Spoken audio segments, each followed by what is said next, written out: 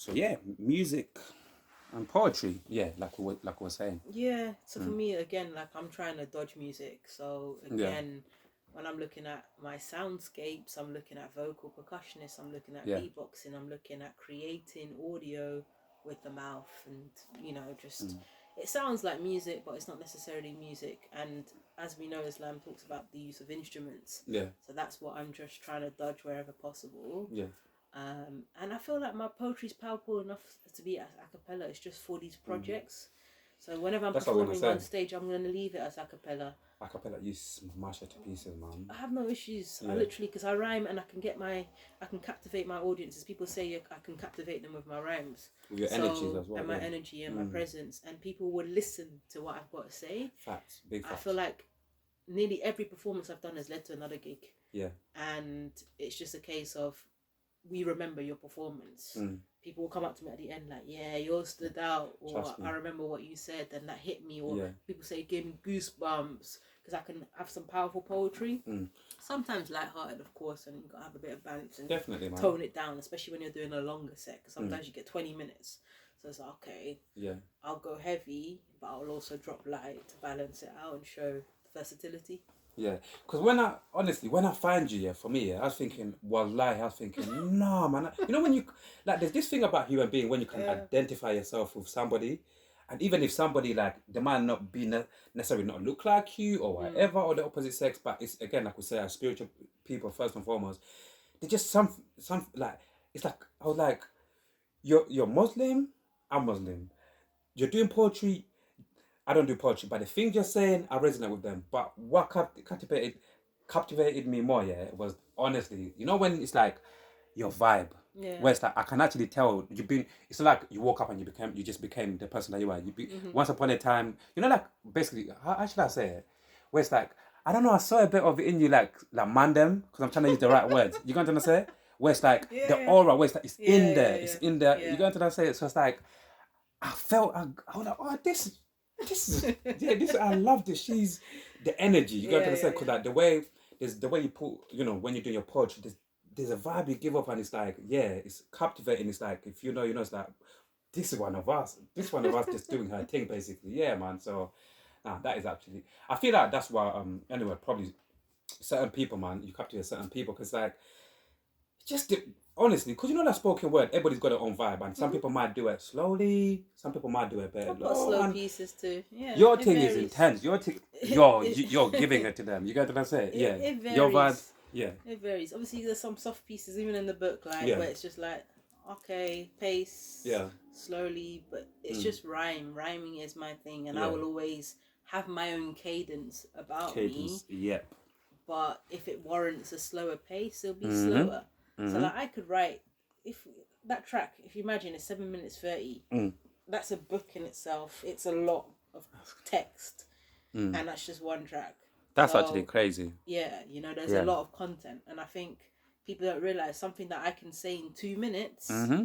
I've already told a story. Like I could do a short piece, but because I flow fast and I say it so quick, that's actually 4 pages of written work. Or like people need to understand, I put in the work. It might just look like a short, snappy piece, but yeah, it's still it's Very, very long. enough. Like even in 16 bars, I can tell you a lot in 16 bars. Someone says, Sammy, do me a 16. I want to add it on this track or whatever, and I'll be like, here you go. That's my 16. I just wrote a free write, and that might be a minute long or whatever. So yeah, it varies. So if any music artist, approached you, and they said, look, I love what you do, is there, like sometimes you got creatives who work on their albums and want to make a certain specific song, and sometimes you get certain songs with somebody talking on it, but it's like obviously either people, it's just a normal tune and people are rapping or singing on it, but you got either on a bridge towards the end or intro, you know how it is, and somebody saying something on it. So that's a no-go. You'll never get on a normal tune. I could imagine. Because I'm not going to lie, in future I wanted us to work on something together as well. Because I'm going to start putting out music. I think at the end of this year, I'm going to put out a song. Yeah.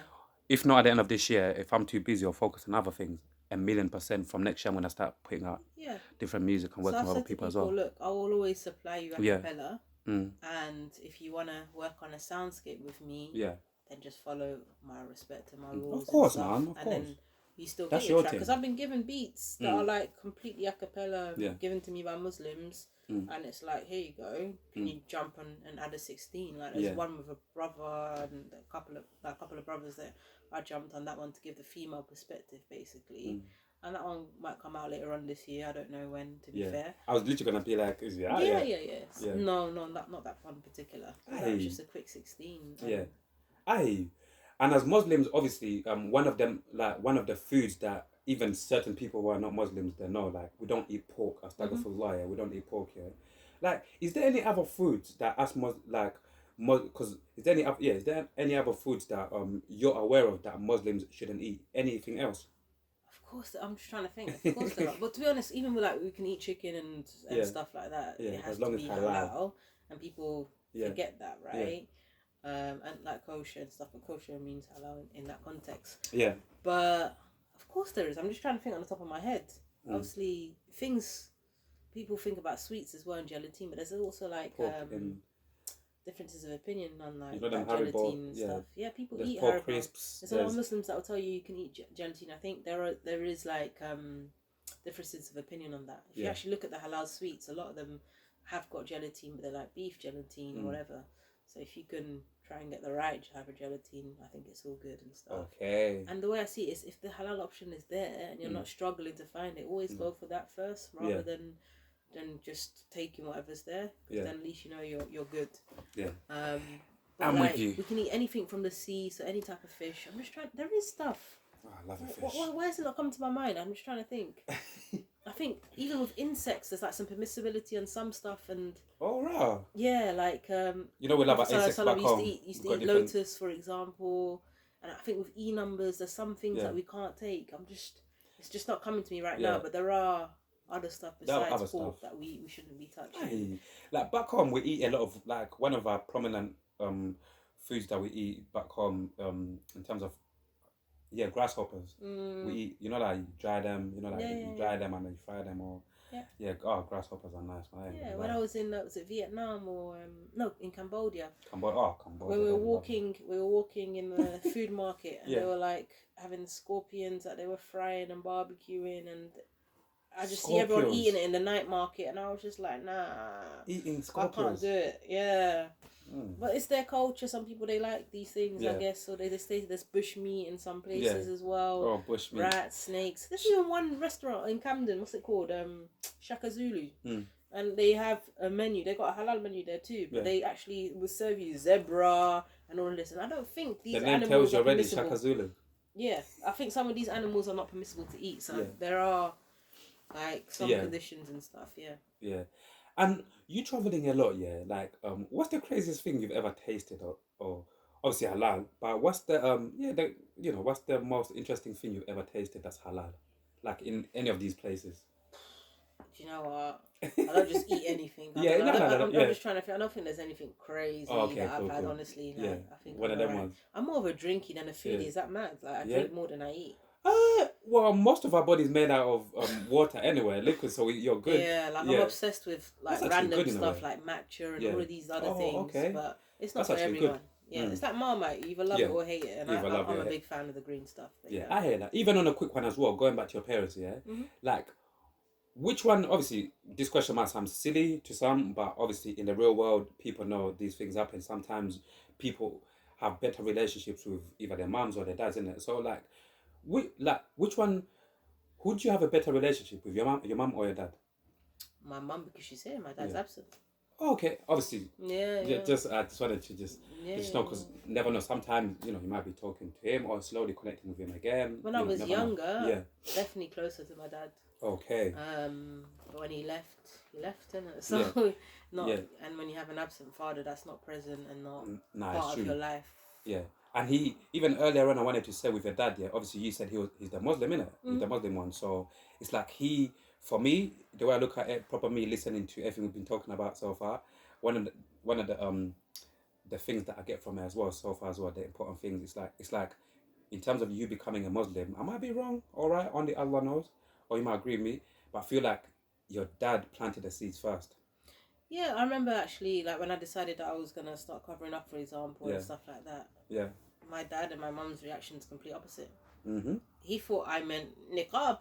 Yeah, okay. So he was like, going fully. "Oh, is that? Are you sure you're gonna cover like the face?" And I was like, "Oh no!" I was like, "No. Yeah. I'm not there. I'm not even sure." And there's that differences of opinion on that. And as a bare minimum, I'm just trying to talk about getting a scarf on my head, and then eventually I'll transition to the head to toe thing. Like I was just making my transition, and he was like, "Yeah, okay, cool." Like my mom was like, "What? Two complete, opposites in that one." Yeah. But he wasn't living with me at the time, and stuff. And he's only seen me already once with hijab when I went to Cameroon, like 7 years ago now. It's been a while. And that was the first time he saw me like covered up and stuff. Yeah. But he's just like, okay. Was he? What is he still Muslim as well? Last time you saw him as well. Yeah, Muslim. yeah. I hear that. And within the next 5 years, like, what is your goal like within the next 5 years? Do you have a specific goal or goals? And also, what are you looking to achieve in general? Like, do you have a thing like on top of your bucket list, if you have one, that you would like to achieve or things? I think we're talking about goals. That time you asked me to send video in, right? And you can score some goals if you want. You can go on a pitch, we'll go a 5-a-side pitch, but that's for different. Honestly, my goals are broken down in different categories. Love right? That. So I have my spiritual goals. I have my professional goals. Love that. I have my, my poetry goals and, different things. I love that, So I'm not trying to go at the pace of where people want me to always be churning things out and doing things. I'm going at my pace. I juggle a lot of things, and for me it's just to always make sure I'm excelling and always dropping things. Like if I've done one, next year at least let me do 2 of that category or 3, or maybe do something different. So it's always keep going, and also making sure my worth is also valued and increased more. Like, I respect myself and I know my worth, and like I'm able to just say no to people, and I want to keep that mentality. And just keep going. I have goals. I don't want to speak too much about them because I like to realize them and then talk about, like, alhamdulillah, I managed to achieve this afterwards. Alhamdulillah. But I'm always ticking off and always kind of planning to get something. Sometimes we get blockers and challenges that prevent us from attaining those goals, but it doesn't mean you can't revisit them and look to knock down the challenges and keep going, So. Yeah, that's true, man. Honestly, that's true. And also, like, obviously before, like we're always gonna keep on saying, you never woke up out of bed. You didn't get out of bed and just said, I'm gonna be a Muslim, and just literally, perfect. It's been a journey once again to remind people.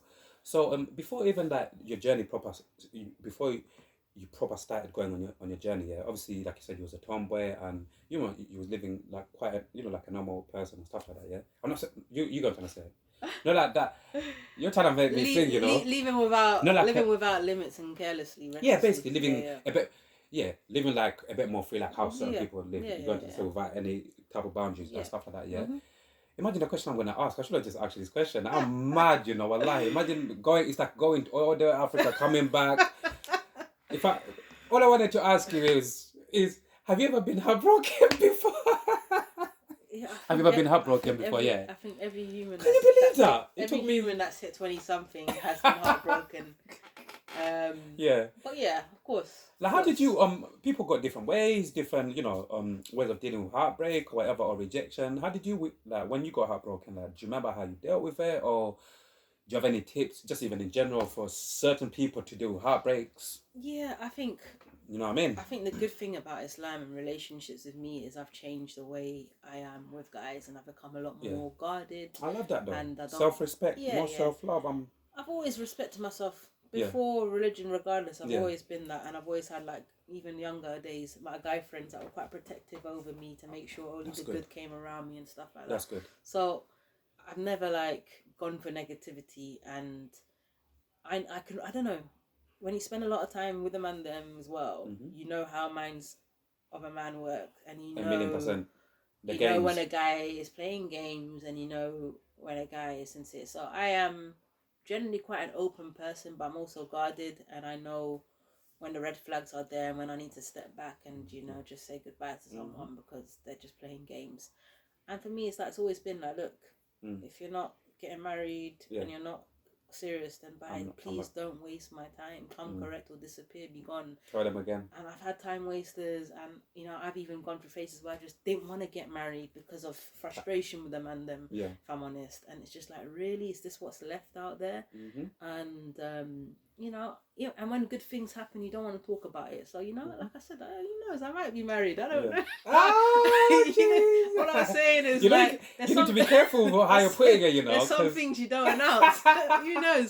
People don't know these things. So you like, need to be careful the way you're putting it, though, because it's like you're hinting. You I've know, got to the point where when good things happen, real. You don't announce it and talk too much. Obviously, when kids start coming and it's obvious, and you have to talk about these things. And obviously, everything will be done through wedlock and legitimate. I'm with you. Yeah. Legitimate means, you know. But, totally understand. Yeah. But yeah, I'm not someone who's gonna be. You're too dark, out man. there on social media. Me and hubby here. This is look our at life. Look at our blog life. Islam, you know what? Rings don't signify nothing in Islam. Yeah. So whether or not I wear a ring on my left hand, right hand, whatever, it doesn't mean nothing. That's why I know. I'm not gonna. That's why I love that. That's. I love a lot of obviously things about Islam, but that's another thing I like about Islam as well. I love about Islam. It's like this ring stuff it's like it doesn't really mean anything. It's keeps the waste man away though. You know what I said to you? You're coming. How many times I've had kept to lie. I remember when I came out of the station. You know what? You clock someone preeing you. Yeah. And it's just like, okay. Oh, you're gays, mate. Like, let me be. Yeah. Man actually come out of the station and starts walking with me. I was like, this is not safe. Walking with you? Not even talking to you, but walking with you. Talking. And then he's like making his movements. Yeah. And I was just like, wow, this guy's brave. He's like, so what, do you live in the area? I'm like, you really think I'm going to be answering these things and whatnot? I was just thinking, obviously, them are not shy to approach you. No. Some people will just throw their shot because they're not like, they'll try their luck and stuff, you know. Yeah. Which is right, because sometimes, if you don't, like I tell people, like some people are actually scared to approach people, but as long as you approach somebody appropriately. For my safety, I had to say to him, listen, I'm off to meet my hubby up the road. He's coming with the kids. Yeah. He's like, I'm sorry. Like, I didn't mean. I'm like, you don't follow a girl at the station and try to walk with her. What is this movement? Out of respect, the first thing you should say is like, look. Excuse me. Look, I'm interested. I want to come meet you correct. Yeah. Are you okay to talk? Something like that, you know? Yeah, man. The way someone comes to me means everything. I've had someone like, sister, can I get your Wally's number? I have to laugh. And I'm like, respect. You need to repeat that. That is that is hilarious. I've had all sorts of bars. And I'm just like, my guy, sister, what? Can I get your Wally's number? Straight away, man's coming correct. I'm not here to end. I just want to straight talk to your family. I want to do this properly. Yeah. So you get a mixture. For those who don't know what he said, because obviously I know it's guarded. Guarded. So I can't help but laugh. I'm like, bless, he's coming correct though. Yeah. You know? Just the manner of this is it. You try to approach it, but he came correct, You know? Oh my God. There's too many dodgy ones out there that are just disrespectful. Like, you know, and I'm like, hey, like people know like do I look like I want to entertain them conversations? Like so people need to understand just because you dress a certain way, man, them look beyond image, you know? No, definitely. It might just be they like your smile, or they like to look at your eyes, and that's enough, and that will prompt them to start these conversations. It's like even when people say, a woman's gonna get attacked just because she's wearing a mini skirt. I'm like, listen, there are Muslim girls that get attacked too. It doesn't matter. It's to do with them's mentality and whether or not he's twisted enough and he thinks there's some sort of entitlement and I can go and get that girl. You know, everyone's experienced like assault. I've had strangers try and come at me. Like literally come at me and try and make physical contact. I'm like, that's so creepy, man. That's I've had so to fight creepy. that off. Can you believe? You know, I'm like, you picked the wrong girl. Yeah. You know, people just. Yeah. I don't know what's wrong with guys, honestly. But there's just too much going on out there. That's absolutely creepy, man. Oh my God. You know? No.